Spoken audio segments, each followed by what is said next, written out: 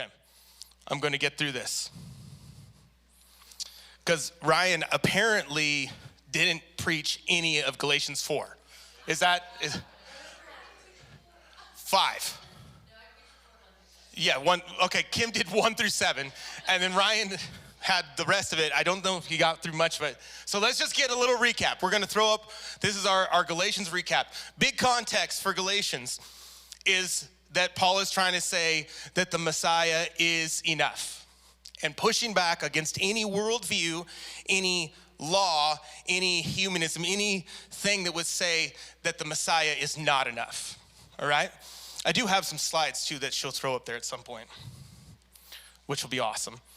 So there's this group of Mosaic law practicing Jerusalem living people that have made it all the way over to Galatia, and Paul's hearing about it, that they're trying to force this group of growing Jesus followers in the area of Galatians, the churches around there, the house churches, to jump into circumcision and following the Mosaic law so they somehow can be right with God and in the family. Okay, that's the kind of like pressures coming down. And Paul is so upset about this because not only are they saying like that's what the way it should go, they're saying, no, this is what Paul said too. This is what Paul means. If Paul was here with you, he would say the same thing. And he is like adamantly like, that's not what I came from. I was in the whole law. Excuse me. I was through and through a Mosaic law follower to the highest degree. And all of the law and all of the prophets that I followed, all were fulfilled in this man, Jesus, the resurrected King. And he had this moment where he becomes blind and is converted to follow Jesus. But he never gave up the story of the old covenant and what was happening. It was just fulfilled in Jesus for this new life. And now he's proclaiming it to all the Gentiles, all the people that are not part of that Mosaic Jewish family, God's chosen ones that were part of that covenant. Kind of makes sense a little bit. There's this old covenant God made with Israel, not with us. We weren't there. Okay, let's just get that. We weren't the ones there. Neither were most of these people in Galatia. They weren't there either. They weren't part of that whole thing. But there's this whole group saying, to be part of that, now you should jump into circumcision, cutting your body, and then following all the adherence to all these tons of laws. That way you'll be right with God. Okay. Paul's like, okay, we're moving past that. I want to tell you that everything that is in the law and the words of the prophet, he says this, that Jesus is the fulfillment of every one of those things. Any message that you've heard differently outside of this is trying to tell you that the Messiah is not enough. So there's your grand context for Galatians, is that God is not enough. Jesus is not enough. Messiah is not enough. Those are the worldviews that he's fighting against. Those are the religious views that he's fighting against and wanting to fire us up a little bit. So he's going to land the plane a little bit here in Galatians 5. And I think a lot of us know Galatians 5 is where it talks about the fruits of the Spirit. It talks about the flesh. It talks about these kind of dueling desires within us. And that's where we're going to kind of jump through a few of these verses so that we can get to a fun story I want to tell you.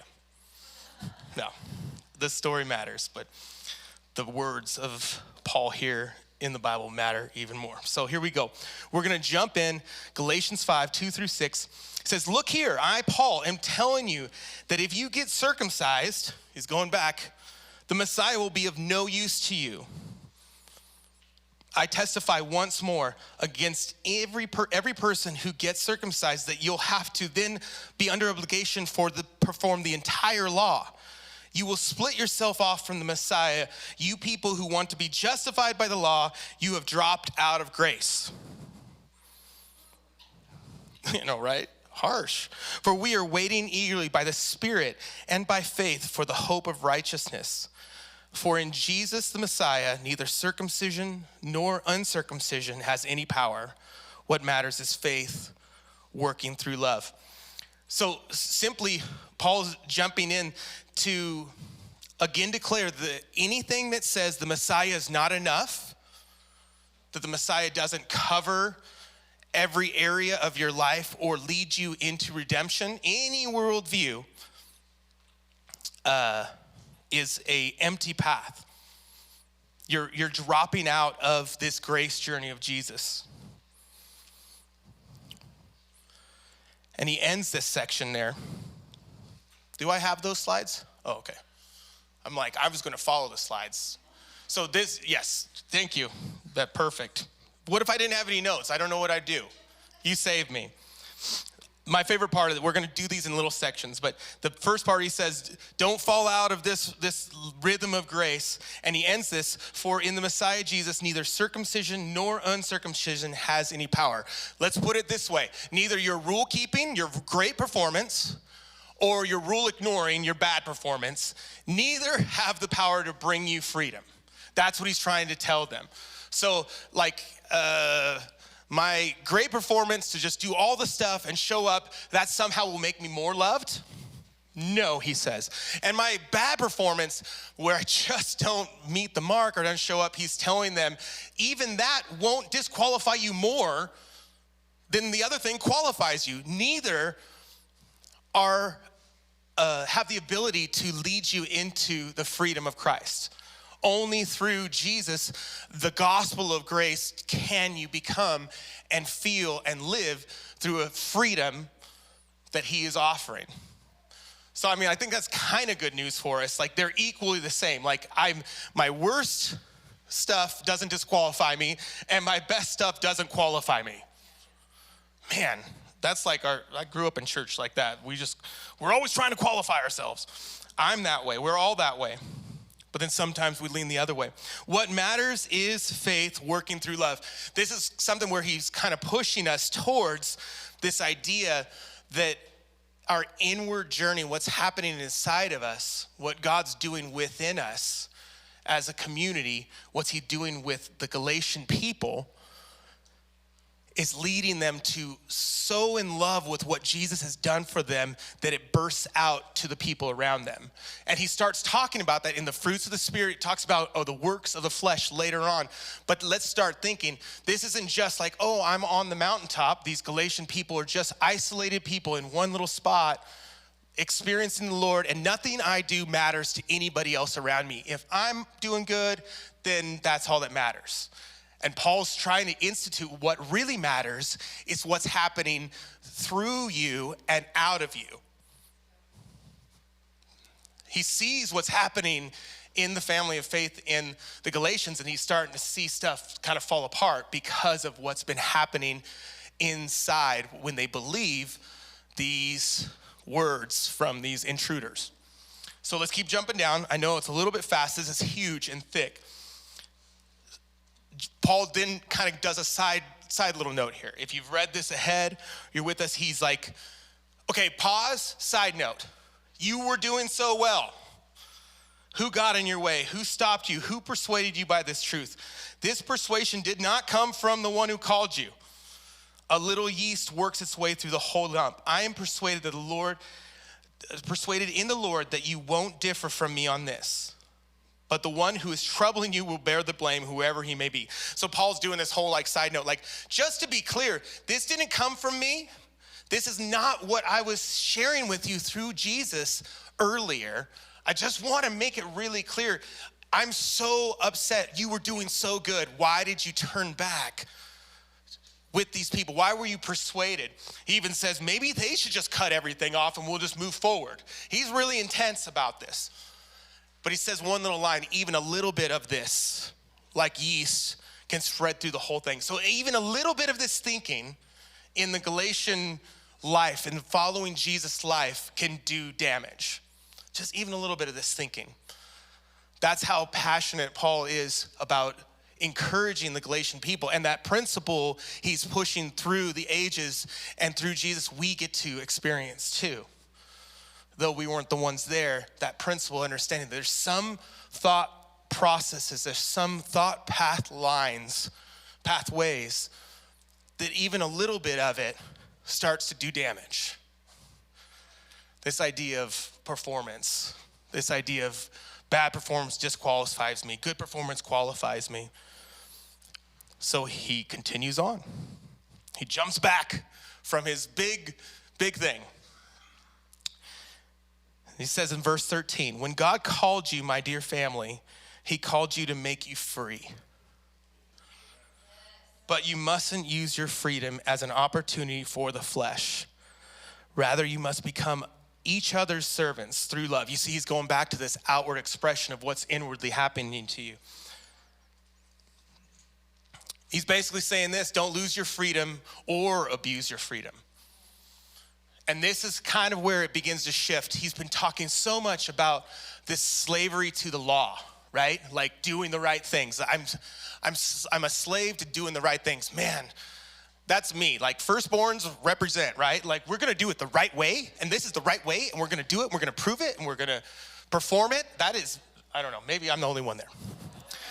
Like, so let's, or whatever the Enneagram is, the performers, what are the threes out there? Like, we're gonna do the thing and show everybody we're great. That's one slavery that he's talking about. But the next one, he's moving us towards to understand that there are deep things inside of us as broken human beings. And he starts pushing towards a slavery to like a humanism, a slavery to the flesh, to the desires that are inside of us that we all have.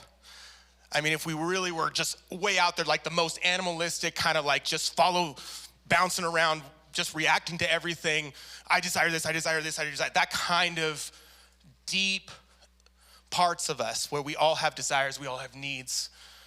Those are true, those are there, they're not ignored. And he's trying to get us to understand, walking from this slavery to the law, there's also, you can be like, well then I'm just whatever, I'm free to do whatever I want. I can just shift gears and I'll just let it all go. And I'm free to do everything. It's gonna be great. And he's saying, well, that's actually abusing something inside of you that was made to be free through Christ Jesus. Like as Christian was sharing, that identity that he speaks to us, that identity that says you're a son, you're a daughter, that you're safe. You don't need something beyond Jesus. You don't need something beyond the Messiah. Lots of times those needs can get disordered. And as he's saying this thing about the flesh, we'll give it a little, it's our base, primal, animalistic drive for self-gratification, especially as it pertains to like sensuality or survival. I need this, I want this. My heart wants this, I need this, blah, blah, blah. That kind of, we all have that within us. A self-focused, a self-centered kind of like living where we're just reacting. Man, that's heavy. I'm like, Paul, thanks for shifting the gears. I was really good with the don't follow the law, just be free. Now I'm like, don't follow the law, be free. And then you say this. I bet the Galatians were kind of freaking out. Like you just said, don't follow the law and be free. And then he says, for the whole law is summed up in one word. Wait, we just talked about leave the law behind. And now he's saying, but now listen to this part of the law. The whole law, this part, the whole thing, is summed up in one word, namely this: love your neighbor as yourself. But if you bite each other and devour each other, watch out, you may end up being destroyed by each other. He's trying to draw the line that internal disordered desires that Paul's starting to talk about has the full potential, like that little bit of thinking that does a lot of damage, to tear apart not only your life, but the people around you. And it's not this disconnected thing like, I do what I want, I'm, like it's legal here, I'm good, I'm this. We hear that in our society, it's rough. It's all around us. Well, like this, we're consenting adults, we do this, it's fine, leave it alone. But there's a part of that slowly tears apart the people around us in our lives. That's what Paul's trying to say to these Galatian people. And maybe he's even trying to share it to us, huh? Maybe? I don't know. We'll see. We'll see where it lands.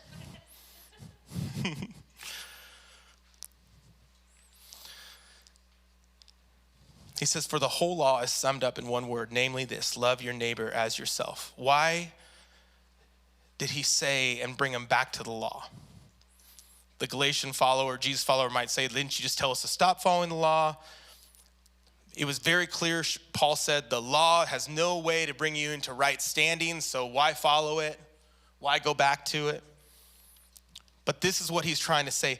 Through Christ, we are presented with an identity and a freedom to love him, starting with him, that we realize there's freedom. So you're here in this place, I'm free.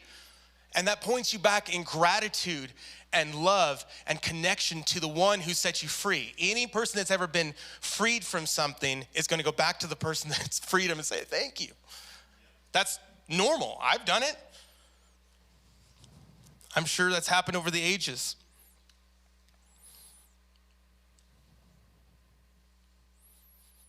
And then he's inviting us to say that your freedom in Christ is to do what we want, what we can do it, and to do what is good. Our freedom in Christ is the power to do what we want and to do what is good through Christ.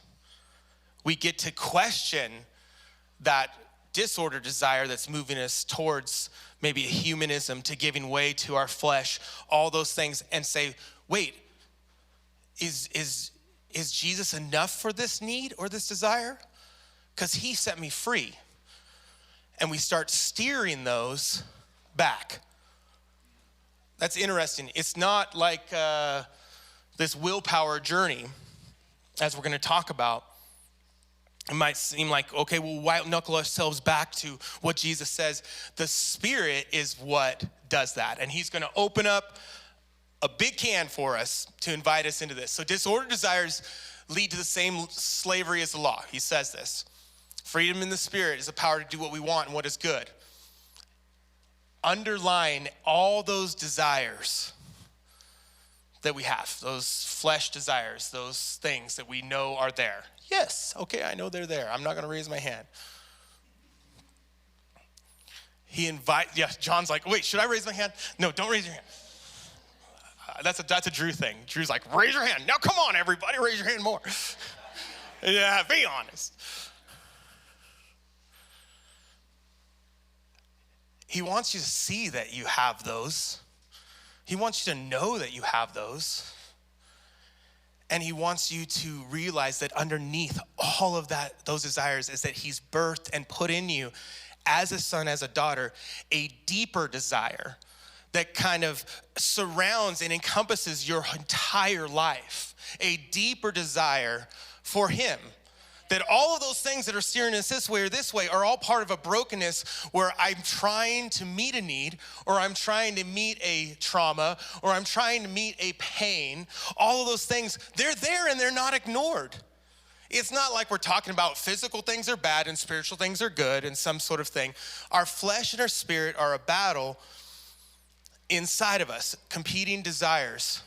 And the Spirit's teaching us to experience and look to the desire underneath. And one of my favorite verses is, blessed are those who are hunger and thirst for righteousness, for they will be filled. Underneath my desire for, I'm hungry, I need food. I could fast that thing like Jesus fasted, and start feeling the deeper desire underneath that, Jesus, I just want what you have for me. That's why the practice of fasting, following Jesus, matters in our Jesus journey. That's why the practices of confession, Jesus, I need this, I have this, I want this. Oh, it feels overwhelming. It's pushing me this way. But I know that underneath this desire to understand who I am in you encompasses all of those other desires. That's what he's trying to say. Let your desires be ordered underneath the identity that you have in Christ. Not outside of them, like I am this because I desire this. That's your like kind of biography. That's like kind of like this kind of story of your life. That's not who you are. My desires are not who I am. Our desires are not who we are. They're not our identity. He wants to show us our identity underneath all that. So as he continues on, I told you this would be fast, and we'd be like pushing it a little bit.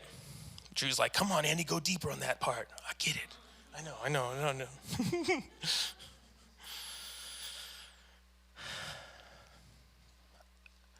What I feel that Paul and what it looks like as you read through this is that there is a double freedom that's being offered to you and I.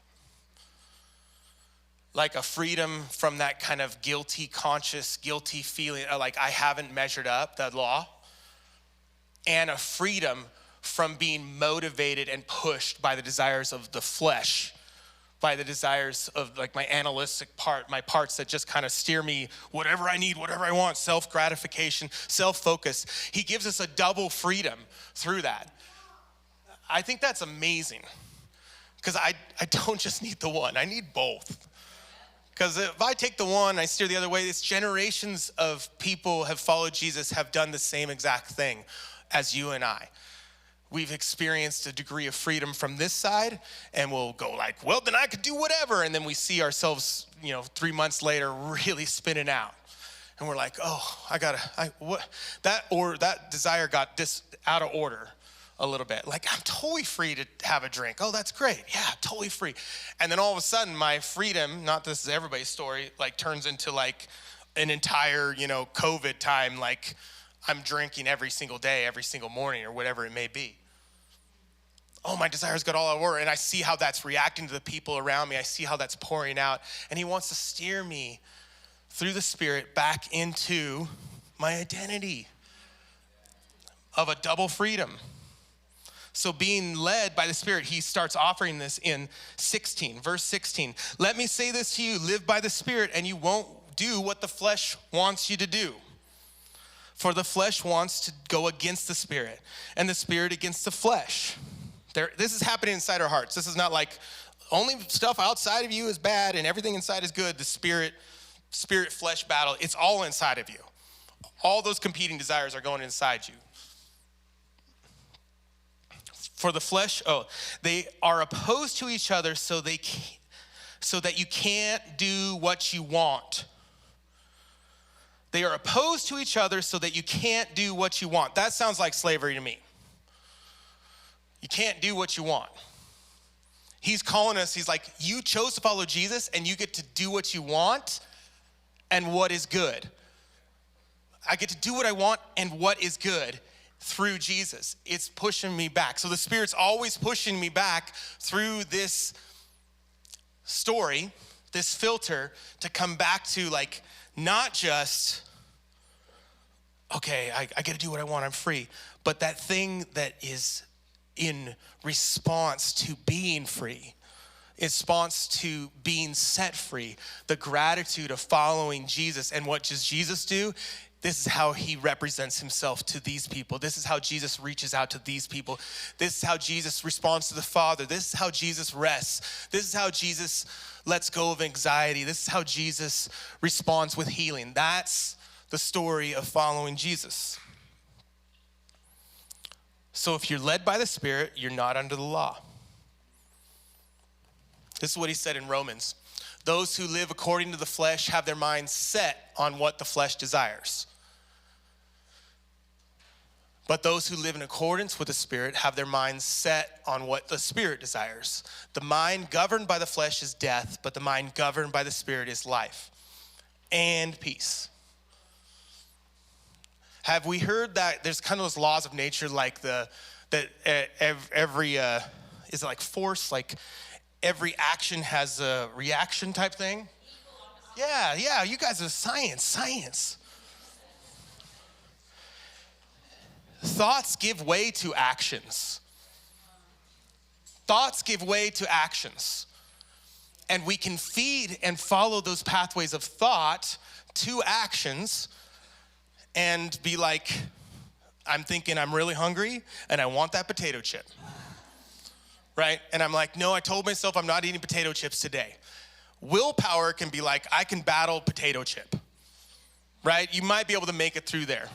Willpower can be like, I don't need to do this whole process of setting my mind on things and bringing my thoughts captive and all the stuff that the Bible tells me about, that Jesus talks about, fasting, confession, repentance, prayer. I don't have to do all those things. Willpower is like, in this journey, I can be like, I don't want to eat the potato chip. I can do it. And you can white knuckle that life. But what if you hit up against deep-seated trauma?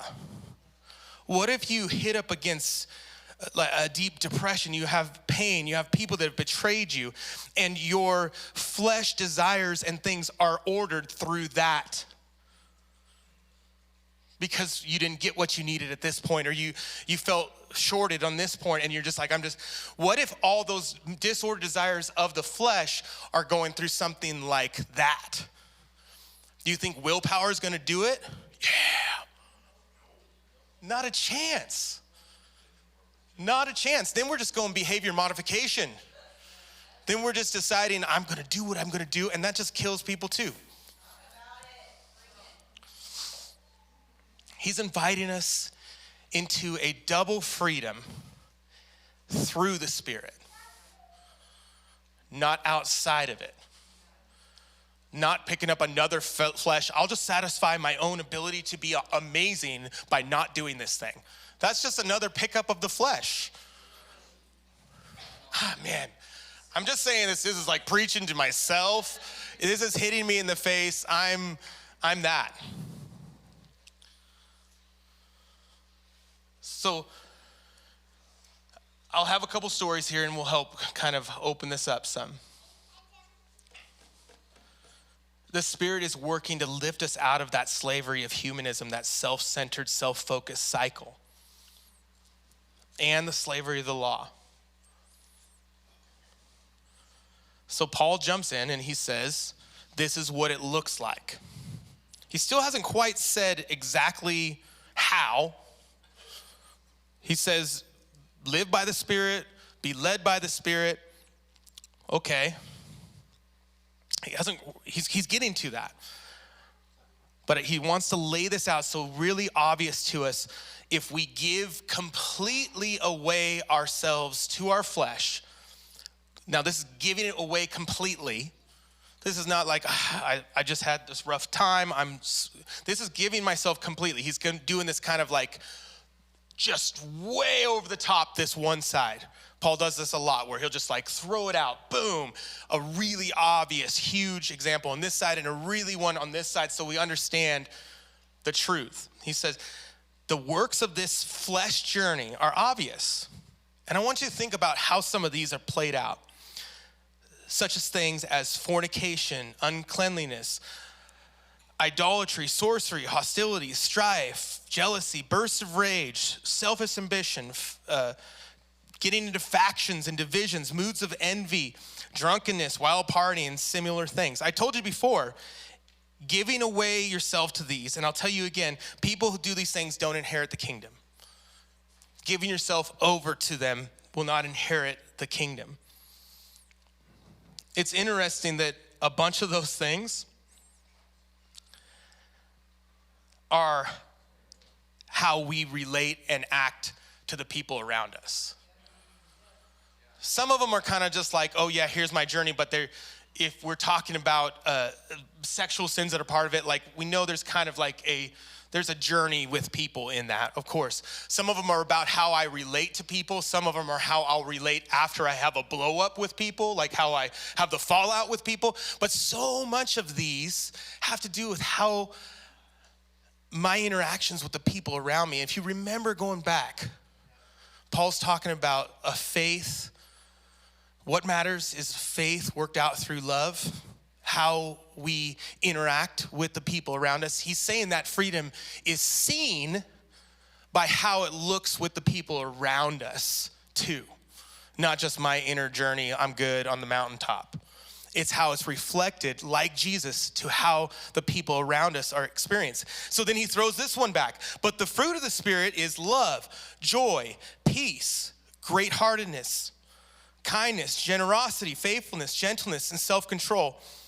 It's funny that self-control's on that one because like it's a fruit of the Spirit. So I need self-control to do self-control or willpower to do these things. No, the Spirit does it. So it's going to come out of me because the Spirit's working it through us. I don't have to willpower myself to get more willpower. Like that, I thought that was a funny one. But it's the same things. How is kindness? We know kindness to ourselves may be expressed like I'm kind to myself, I'm giving myself. But kindness is expressed through the people around us. Generosity is expressed with ourselves, yes, but out. All of these have the pieces of how am I living this life outwardly? The inward journey outside of me.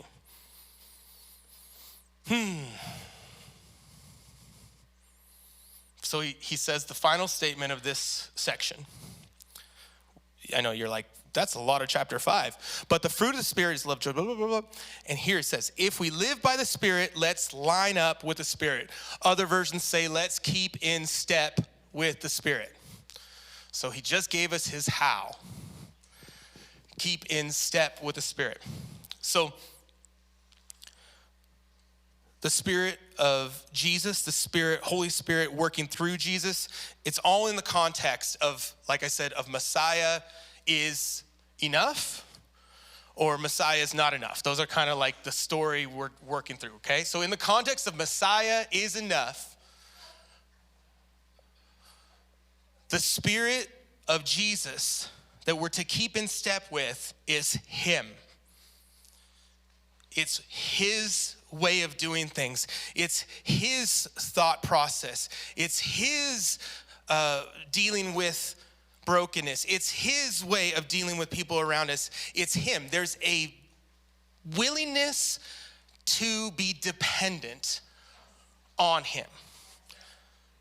That's the keeping in step. You can't keep in step with somebody and like be like, they're going that way. I'm kind of in step. I'm mostly in step. Like Pete was walking with me. I'm in step with Pete, but eventually I'm over here. I'm not in step with the one I was following, I was going with. He invited us to follow him. If you're here and you chose to follow Jesus, that's the story. Like, that's it. I said yes to following you, Jesus. It's my own fault. I said I was going to follow you. Now I got to take the steps and follow you. He's saying, jump in and follow Jesus. Because the whole context of this, remember, was nothing outside of the resurrected Jesus has any power for freedom, any power to heal us, any power to lead us, any power to make our communities safer or better, or make our relationships more pure and more healthy, to relieve us from the temptations of these animal desires that we all have, to lead us into real humanity through Christ. None of it has any power outside of Jesus. So we remember Jesus, right? He's the one that says in Hebrews that he's like this high priest. He's one that he's not just going and doing all the church stuff and being like, I will talk to you from the front and tell you about how you're terrible. No, he's the one that in all ways was tempted. In all ways understood our anxiety, in all ways felt betrayal, anxiety, depression, in all ways saw the life of a human in the brokenness, but did not give himself over to that flesh story and did not give himself over to just the law over here. He completely stepped into and made a new freedom. Through himself, the sacrifice. And it also says that it's by his stripes that we're healed. So keeping in step with Jesus is we're keeping in step with the one who understands us, the one who knows us, the one with the most empathy for our journey. No one else has, you could say like, I got empathy, I worked it up, I've been through that. Jesus in his fullness has been through it. That's the crazy supernatural part of Jesus's life lived. If we're to believe the words of the Bible, believe what Jesus said and what the writers in Hebrews have said, that in all ways he's acquainted with them. He understands them, our journey. The most empathy and By his stripes we were healed, the most healing power. No one else has the ability to lead us into freedom and healing like he does. Let me tell you a funny story. I went to Romania about 15 years ago. It popped up on my radar, and I was there with Ryan and Kate and the whole crew, and it was this fun little journey. We're going to like the Transylvania mountains where Dracula's at. I'm just kidding. But I kind of thought that the whole time. I'm thinking like, I'm going to run into Dracula in Romania or something. I'm just the imagination. But we actually went to this old campsite with this old cabin kind of lodge thing. And we were inviting some of the local children that were very impoverished from the fall of, communism. They're kind of displaced.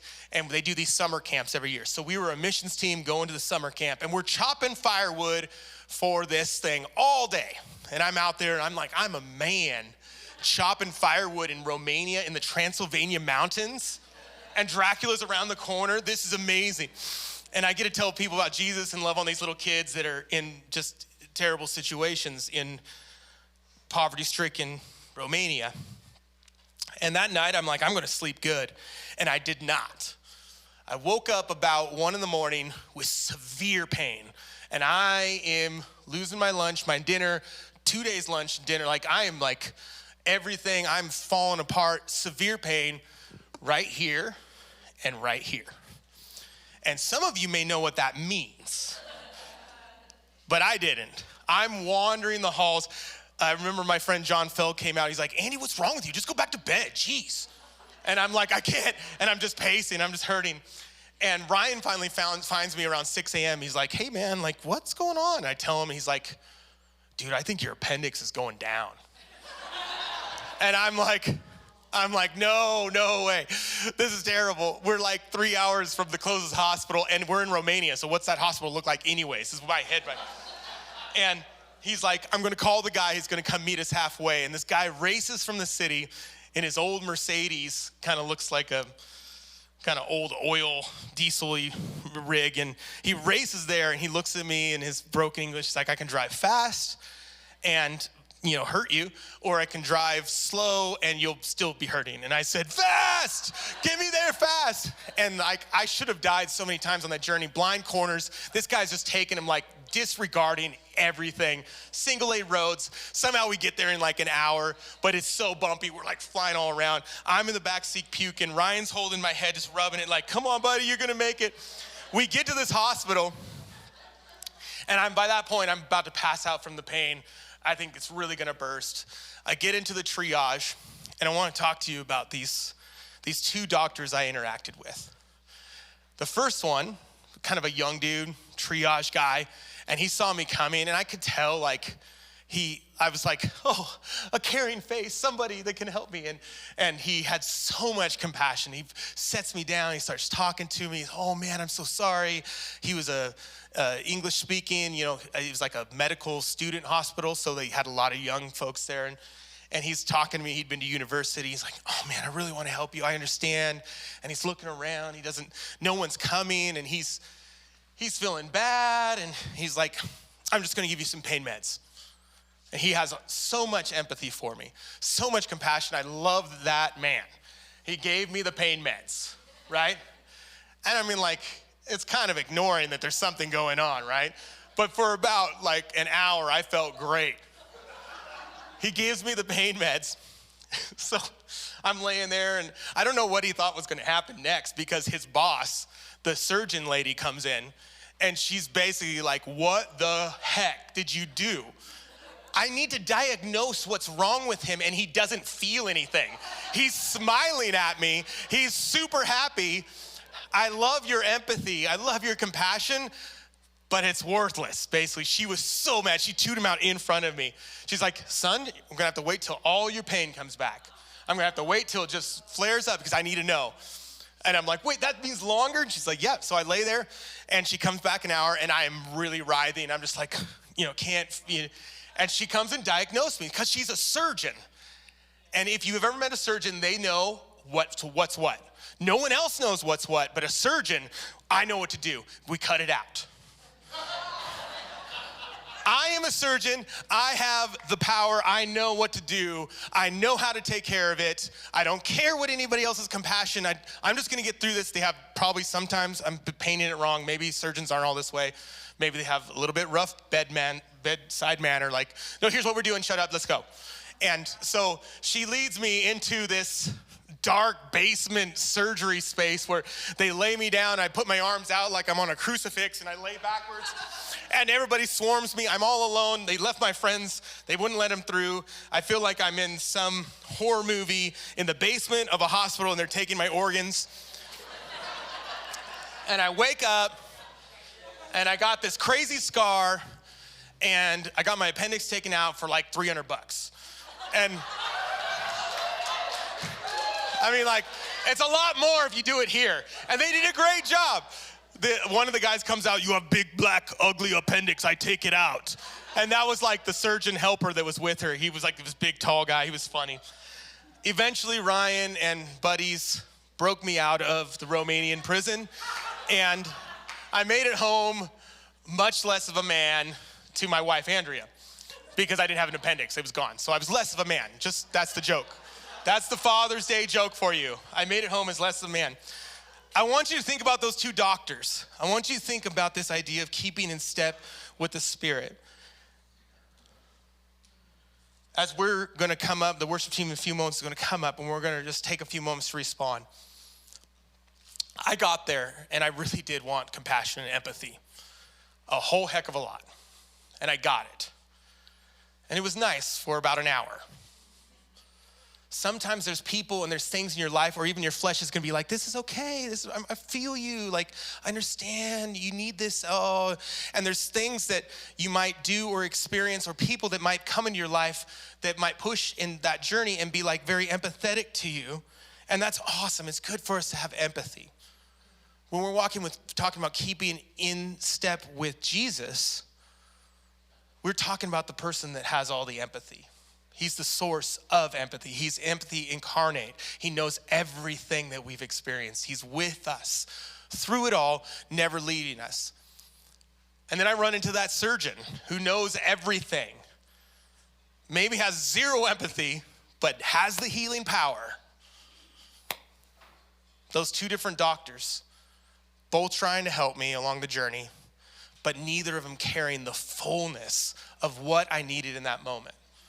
They teamed up and eventually we got there, everything's great.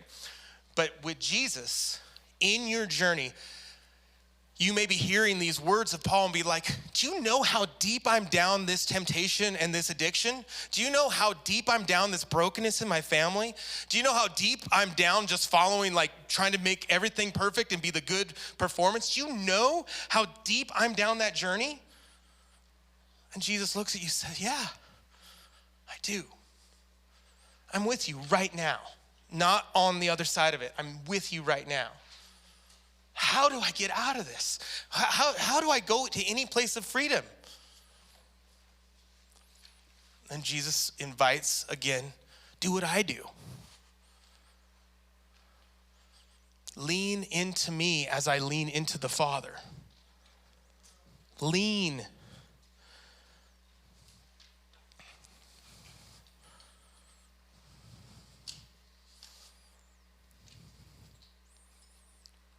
Laying down our flesh is where we once again, like in the purity of our identity, if we were in the garden like that, just pureness, innocent place, is to come under the protection and the provision of God and become dependent and trusting on him, in him. Like I'm leaning on my buddy, right? And you know you're leaning because if I moved, he'd fall. He's not leaning that much. I'm a big dude, let's go. Yeah, he's leaning in. You know you're leaning because you're dependent on the one holding you up.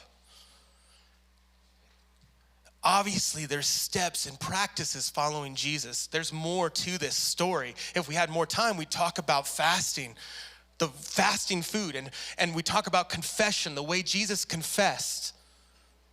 Obviously, he didn't need to confess, but he showed us how to confess, the prayer. The idea that you are all that I need, Jesus. There's more steps to this, but it all starts with leaning in to Jesus to keep in step, because he's the one with the most empathy for you right now. And he's the one with the healing power for your family, for your trauma, for your highs, for your lows. And you're with a bunch of other people that are leaning in too. So we're all kind of leaning all over the place, but it's all leaning in Jesus. And the way we express that out in this community, the way we love, that's how we begin to practice that walking by the Spirit, not choosing the pathways of the flesh through the power of Jesus and his resurrection for us. So let's stand together. And I didn't know these guys, it always happens this way. They chose a song, they were going, we want to sing this song, it's called Lean Back. And I'm like, what? I'm talking about leaning. I want to just invite you today. We are celebrating the Father. We are celebrating fathers in our lives. We're honoring kind of what a father is through him. Maybe we didn't experience that, or we've inherited something where we feel inadequate as fathers. I know I do all the time. But we are celebrating the one who shows us who the Father is, Jesus, today. And we're getting a chance to lean through our trauma, lean through our cycles of temptation and struggle within a community of people that it's safe to do that. And the great cloud of witnesses all gathered around, saying, go for it, keep running, keep stepping in with the Spirit, keep going. Don't give up, don't give in. So Jesus, we thank you that you're here to lead us. We chose to follow you. You said, come follow me. You didn't say change everything or figure out all the desires in your heart or order it yourself, white knuckle it. You said, I will help you form the pathways in your thoughts, in your heart, that actions will come out of you that would not only bring you to freedom, but bring the people around to freedom. That's what you said to us, Jesus. So we embrace it today with a faith growing. Maybe we don't completely see it, but with a faith growing, we embrace it and trust that if we're going to lean into you, you're not going to fall out from underneath us. Now just take a few moments, and if you have to go get your kids, go for it. You're like, they're going to blow up. But take a few moments, and as the team leads us to create space for you to personally say, where do I want to lean right now? What do I want to lean into right now? Yes, Lord.